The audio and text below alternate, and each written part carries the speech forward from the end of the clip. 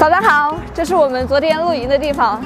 昨天晚上下了整整一晚上的雨，但是今天还好，早上已经晴了。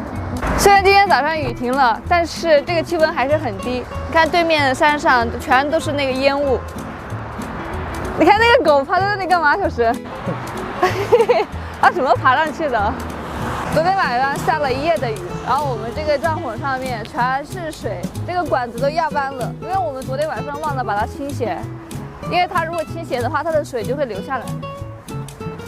这个昨天晚上的风是有多大？用石头压住了，都被吹走了。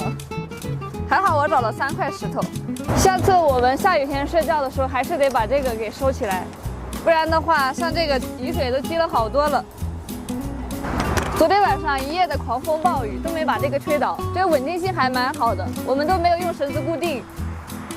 这是小石今天早上刚刚起来煮的早饭。这就是我们今天早饭了，一人1个鸡蛋，1根玉米。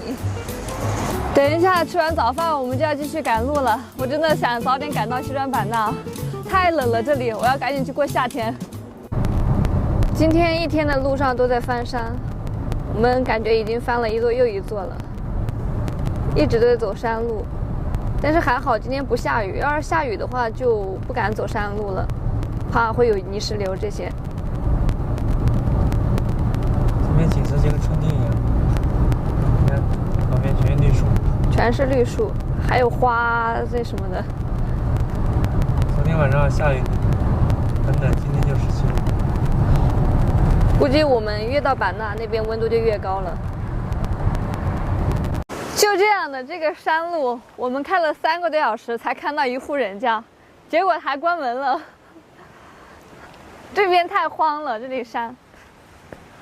虽然现在温度只有几度，但是我感觉这边还是跟春天一样的，所有的绿贝啊什么的都是绿的，而且还开着花。这个花像不像我之前买的向日葵呀？下面还有一条河，我们下去看一下。这样子走到人家家里面去了。走到了那里。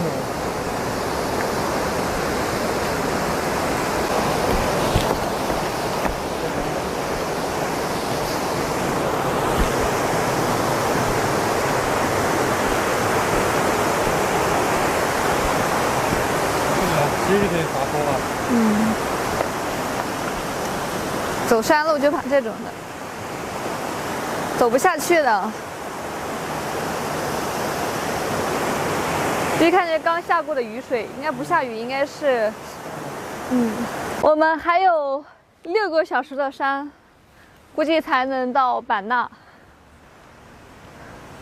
在山里面气温就不一样，山里面气温就瞬间下降了，而且还飘着蒙蒙细雨。经过5个小时的山路颠簸，我们终于到了县城了。这里是普洱市墨江县哈尼族自治县。